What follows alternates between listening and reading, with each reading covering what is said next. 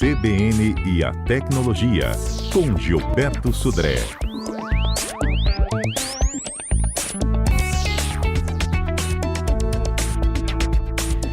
Ei, Gilberto, bom dia.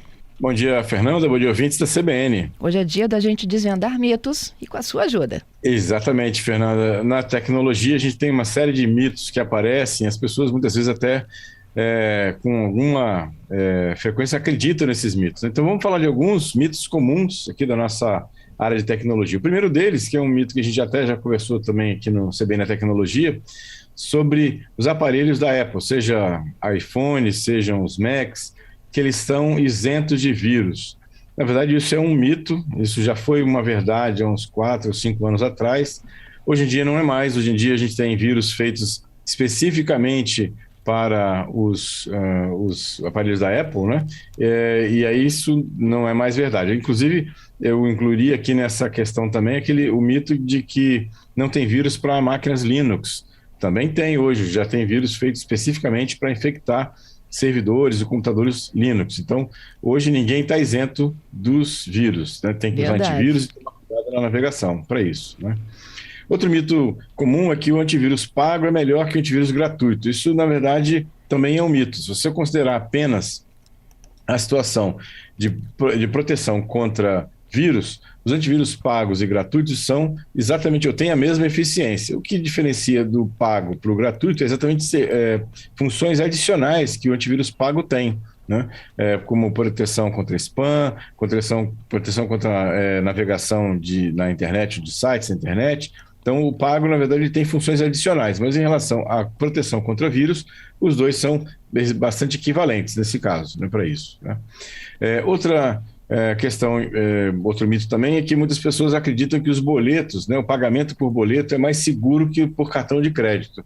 Isso também é um mito, porque existem vários tipos de ataques que se utilizam de boletos, tanto na questão de boletos falsos, como na questão de adulteração de boletos que você recebe. Por exemplo, tem vírus que adulteram os boletos e você paga um boleto achando que está pagando uma conta para um certo cedente, e, na verdade, esse dinheiro está indo para uma outra conta de um laranja, por exemplo. Então, na verdade, a gente tem que tomar cuidado com qualquer tipo de método de pagamento, seja ele boleto, cartão de crédito, né, nessa situação. Então, isso também é um mito. Os boletos não são mais seguros do que o pagamento por cartão de crédito, nesse caso. Excelente. E eu sou dessa tese aí de que agora derrubou, né? Um mito de que eu só uso o boleto, morro de medo de ter cartão clonado. Exatamente, viu? Exatamente. Né? Outro mito também muito comum é aquela navegação anônima, né? Todos os navegadores hoje têm aquela aba de navegação anônima. E o nome é muito mal escolhido, porque dá a ideia, pelo menos dá a impressão de que você estaria navegando anonimamente na internet, o que não é verdade. Na verdade, a sua navegação pelo olhar da internet é o mesmo da navegação comum ou de uma aba de navegação anônima. O que acontece é que quando você navega utilizando uma navegação anônima, aqueles arquivos de históricos de navegação, cookies, que são armazenados no seu computador durante a navegação, quando você fecha a janela, esses arquivos são apagados, mas isso não é verdade que você está navegando anonimamente na internet nesse caso. Então também é um mito essa questão, né? Outro mito também comum é que aqueles megapixels, né, que são aquelas informações que os fabricantes colocam lá de resolução das câmeras dos celulares, né, as pessoas imaginam que quanto maior a quantidade de megapixels, melhor é a câmera, o que nem sempre também é verdade, porque uma câmera de menor megapixel, mas com sensor maior, vai fazer fotos melhores do que uma câmera de um sensor lá da câmera menor com uma quantidade maior de megapixels. Então, na verdade, hoje a qualidade das câmeras de celular não estão, ou de câmeras em geral, não está ligado diretamente ou exclusivamente à quantidade de megapixels da câmera. Vários outros fatores, como lente, zoom ótico, zoom digital, né, aplicativos de tratamento das fotos, isso tudo influencia diretamente a qualidade da imagem, nesse caso, né, para isso. Pois é engraçado que as empresas vendem isso, né? De que Exatamente. Quanto mais pixels a gente tem mais definição. Isso já foi uma verdade, Fernanda, no passado, quando a gente tinha megapixels, uma quantidade muito pequena de megapixels, de 2, 4, 8 megapixels. Hoje em dia, né, você tem câmeras até de 100 megapixels. Novos celulares têm saído da Samsung, inclusive a promessa é que tenha câmeras de 100 megapixels. Isso nem sempre é verdade, porque a quantidade de megapixels muito grande num sensor muito pequeno, você tem ruídos, você tem ruídos de fotos noturnas que não são muito boas, definição em fotos noturnas ou fotos muito escuras. Então, ou seja, isso não é verdade. Já foi no passado uma ferramenta de marketing, mas hoje em dia isso não significa diretamente que isso que uma câmera com maior número de megapixels vai ser ou vai gerar fotos melhores nesse caso aqui, né? Para isso. Uhum. Outro mito também, as pessoas, eu apaguei um arquivo, o arquivo foi para a lixeira, né? E aí eu apaguei o arquivo da lixeira, então eu removi o arquivo permanentemente? Também não. Na verdade, quando você remove o arquivo da lixeira, ele ainda fica armazenado dentro do seu disco rígido, né? Dentro do disco rígido do seu computador, e pode, na medida do possível, ser resgatado ou ser recuperado através de técnicas de recuperação de arquivos apagados. Então, ou seja, esvaziar a lixeira não remove permanentemente os arquivos que estão no seu computador ou no seu disco do computador, né? Para isso. É mesmo? Oi? Peraí, você mandou para lixeira. Eu achava que já estava lá resolvido. Não, aí se você apagar da lixeira, né? Que a lixeira você ainda pode recuperar o arquivo, né? Da lixeira voltar de novo para o seu HD. E aí as pessoas muitas vezes acham que você apagou o arquivo da lixeira e você apagou definitivamente o arquivo. Não é verdade também. Ou seja, ainda existem técnicas que você consegue recuperar os arquivos que foram excluídos da lixeira. Então isso também é verdade, né, para isso. Uhum. Um outro mito também comum que as pessoas imaginam que se eu chegar com um imã, né, perto de um HD ou perto de um notebook ou perto de um pendrive, isso vai apagar os arquivos que estão ali armazenados nos dispositivos. Isso também não é verdade. Isso até é possível você apagar arquivos de um HD com ímãs, mas são ímãs especialmente feitos para isso, né? Ou seja, ímãs convencionais que a gente usa, por exemplo, ou a gente vê, por exemplo, de alto-falante, né? Eles não são capazes de apagar o conteúdo, por exemplo, do que está armazenado no notebook ou num pendrive, por exemplo, nessa questão, né? E aí um outro último mito que a gente ouve falar bastante, assim, meu celular caiu na água, molhou, aí eu vou colocar o celular num pote de arroz. Cruz, eu nunca ouvi isso, não. Hein? Eu nunca ouvi essa. Já vi bastante aqui. Então, se eu colocar o celular lá no pote de arroz, o arroz vai tirar toda a umidade do celular e eu vou salvar o meu celular. Isso também não é verdade, né? O arroz não vai salvar o seu celular caso ele tenha caído na água. O que vai salvar o seu celular é não ligar ele, se possível tirar a bateria, né? Não usar, por exemplo, secador de cabelo. Muitas pessoas acham que também, eu vou secar o meu celular com secador de cabelo. Isso também não vai secar o celular, né? E, se possível, levar o celular, né, numa assistência técnica.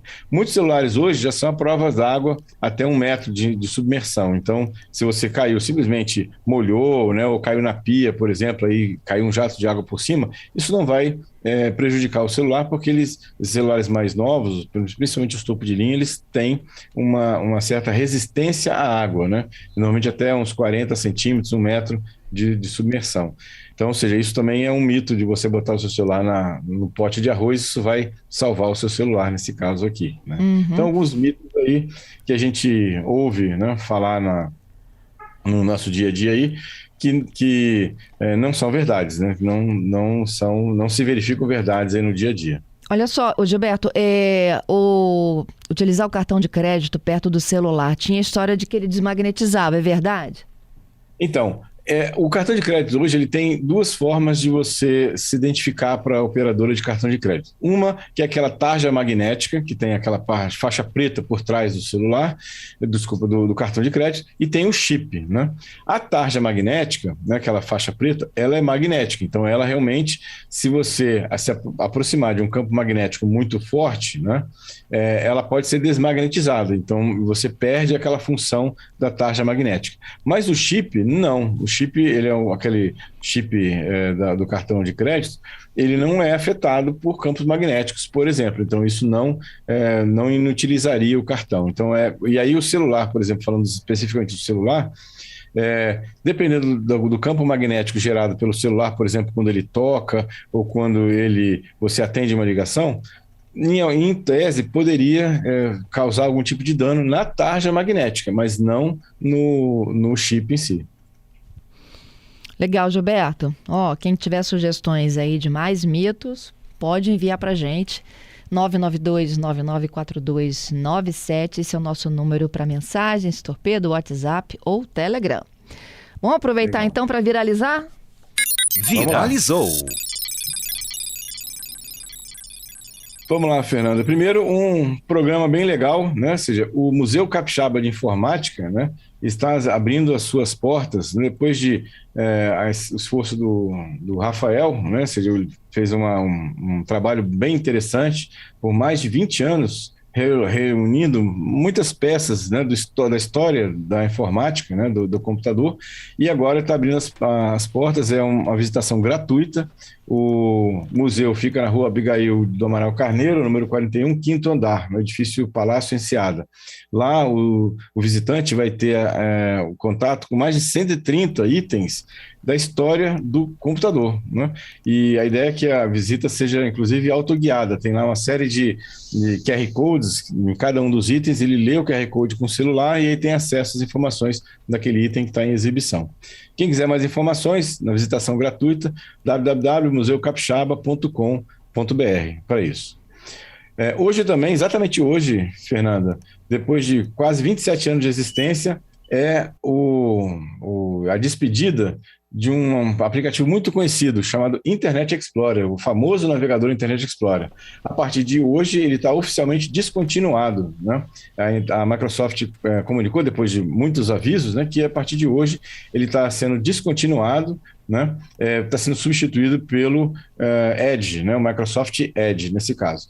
Ele não vai ser descontinuado exatamente para todos os suportes. Na verdade, o Windows 10 e o Windows 11 vão estar descontinuados. O Internet Explorer vai estar descontinuado para o Windows 10 e o Windows 11. Ele ainda continua funcionando, né, durante algum tempo ainda nos Windows da versão 7, 8 e 8.1 e o Windows Server, mas por pouco tempo também. Na verdade, a ideia da Microsoft é que o Internet Explorer vai ser substituído completamente pelo Microsoft Edge para isso. Então, vamos dar adeus aí um companheiro que nos acompanhou durante muito tempo aí, né, durante essa navegação da internet em si, né, para isso. E o que você acha do Edge, hein?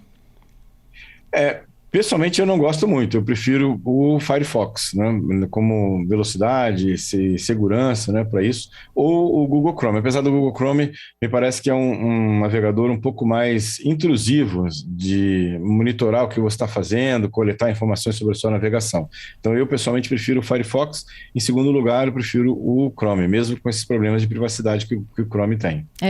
Tem uma pergunta aqui que chegou, se o Edge é mais rápido que o Chrome, é verdade isso? O Internet Explorer? Não, o Edge. O Edge, ele assim, é uma briga entre os dois, na verdade. Já tem versões do Edge que são mais rápidas do que o Chrome, e tem versões do Chrome que são um pouco mais rápidas. O problema do Chrome não é exatamente a velocidade, mas o consumo de memória, né? O Chrome é um conhecido e ávido consumidor de memória dos computadores. Então, isso... quem tem computadores que não tem muita memória, isso é um problema, porque o Chrome realmente ele tem um consumo de memória bastante alto, né? Quando você abre várias abas do Chrome, esse é um problema, né, para isso. Mas não é exatamente mais lento do que o Edge. Ok.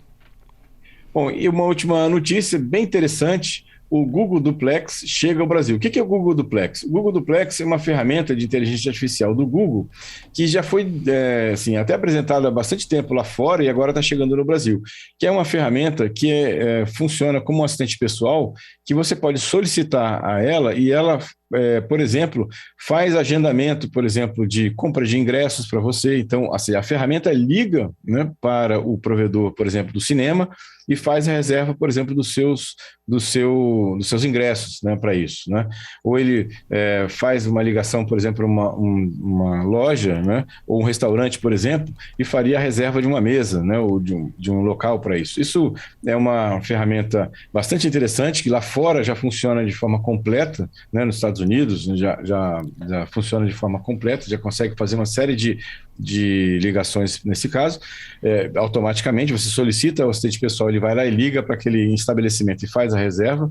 No caso do Brasil, ele ainda tem uma funcionalidade um pouco limitada, né? Assim como em outros locais do mundo também, não só aqui no Brasil, o Google liberou essa ferramenta com algumas funcionalidades limitadas. Mas uma funcionalidade interessante aqui no Brasil é que o Google Duplex e o Google fez uma parceria com o TSE e vai permitir que você use o Google Duplex para encontrar o local de votação nas eleições desse ano. Então, você já pode perguntar, ele já te dá exatamente o local de votação, né? Ele já vai, né, ao site do TSE e faz a busca para você do local de votação que você vai fazer. Na prática, né, poderia se falar que ele é um Google Assistente turbinado, né, para isso, né? Então, vamos ver como é que ele vai ser essa liberação aqui no Brasil, né, e quais são os recursos que eles vão estar efetivamente liberados aqui nessa ferramenta aqui no Brasil também. Uhum.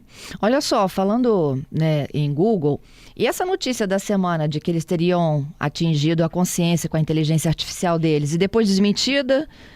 Isso, já foi desmentido. Na verdade, parece que foi um grande mal-entendido do engenheiro do Google, que falou que aquela linguagem, né, da Lambda que eles estavam desenvolvendo, né, para implementar soluções de inteligência artificial, ele teria desenvolvido uma questão de uma inteligência e consciência, teria até expressado sentimentos, né, nessa questão. Isso, na verdade, depois foi desmentido por vários profissionais. A gente ainda está, acredito, um pouco longe de ter uma inteligência artificial exatamente assim, tão autônoma assim. Hoje a inteligência artificial é utilizada, mas em aplicações muito específicas, né, e preparadas para isso. Acho que a gente está um pouco longe ainda de ter nossa inteligência interagindo com a gente como se fosse uma outra pessoa. Ai, Gilberto, eu tenho tanto medo disso. Olha, não só você não, viu, Fernanda? Várias pessoas, inclusive o próprio Elon Musk e o próprio Bill Gates já manifestaram suas preocupações com esse uso indiscriminado ou sem controle da inteligência artificial. Isso é um tema que realmente chama a atenção da indústria, né, de tecnologia. É isso. Muito obrigada, viu, Gilberto, pelos seus destaques aqui conosco. Sexta tem mais. Obrigado, Fernanda. Obrigado aos ouvintes pelas participações. Sexta-feira estamos de volta com mais tecnologia e amanhã um bom feriado para todos. Quem tiver de feriado aí, um bom feriado para todos aí. Obrigada. Até sexta. Até sexta.